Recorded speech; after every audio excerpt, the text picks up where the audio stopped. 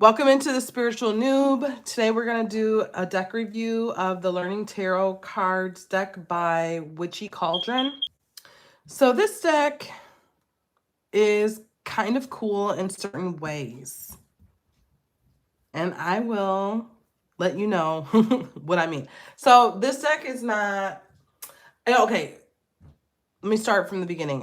When I was first learning tarot, I didn't find this deck helpful in learning tarot because there's keywords on it, and which, at first glance, there's forward and reverse too. At first glance, it's like, oh, that's kind of cool for a person who is learning how to read tarot. That's nice. The problem is that it doesn't help you to like really learn the cards. I found, speaking for me, I found that I wasn't connecting the meaning of the card to the actual card, right? Because I wasn't really looking at the card. I was more so looking at the keywords to find the meaning.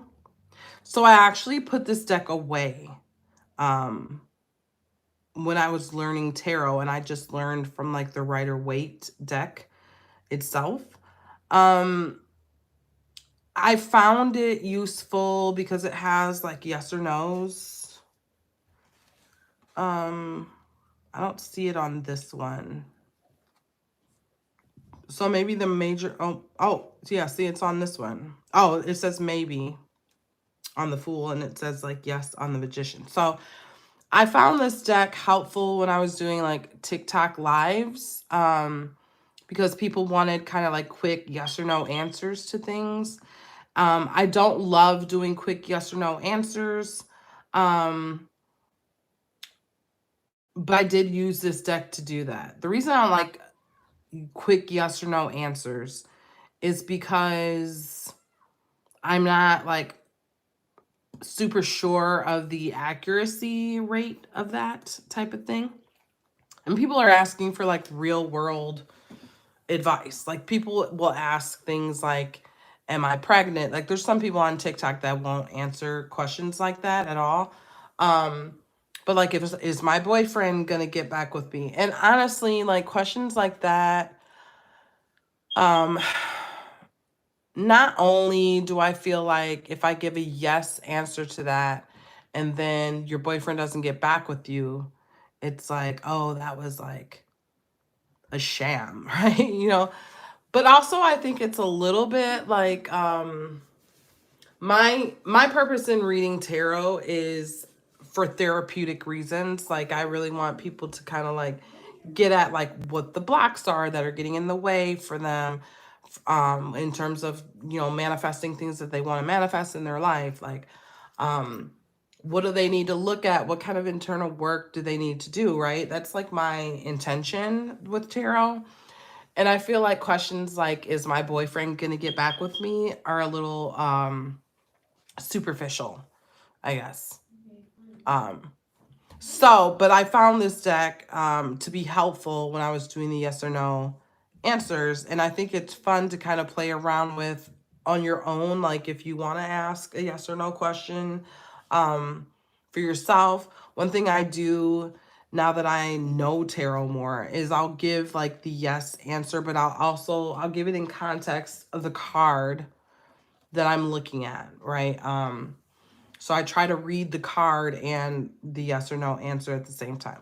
So it's kind of cool that it does have that yes or no feature to it. Um, it's also cool because I'm studying like tarot and astrology, and it has the astrology associations on it, on each card. So I think that's pretty cool. Um, this is like chakra associations, which I haven't even delved into that. So yeah, there's some stuff on here that's very fascinating to me, in terms of learning deeper layers of tarot. But it's definitely not like a go-to deck. I don't use this deck for readings. But I've seen some people online use these types of learning decks for actual readings. So this is just like obviously a personal thing for me. So I'm not going to go through all of the cards, but the card stock is thick. That's another thing. I think that was the first thing I kind of didn't like about this deck when I got it, is that the card stock is thick. It's hard to shuffle. So yeah, that's like a reason why I wouldn't really use it for tarot readings, because of that. It does fan out very well. So like if you're a person who likes to do reading, you know, who likes to pick the card this way, you know, that works very well. So the backs of the cards. So the backs of these, there's a lot of different like learning decks like this. They all kind of look the same this way, but the backs are different for all of them. My backs have like a moon theme, which are reversible, I believe. Yeah, they're reversible. So that's cool. But yeah, like I like that they have the astrological associations. I don't really necessarily need that anymore.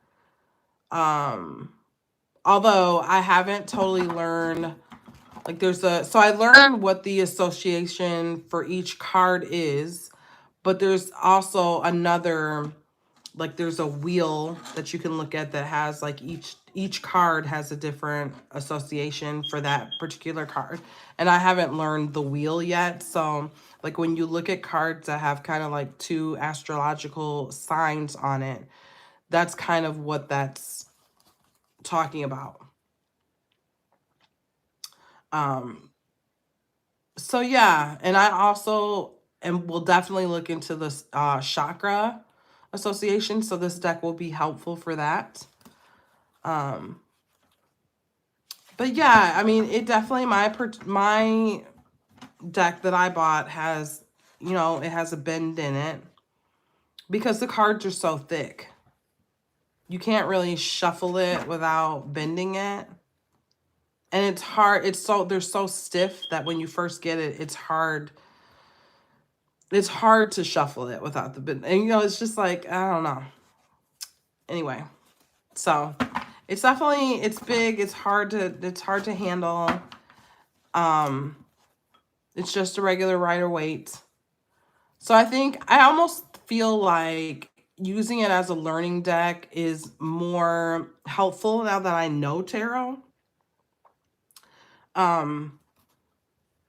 So yeah, that's kind of it for this deck review. I'm not going to go through each card because I've already gone through the Rider-Waite Smith. I think I have a video on that already.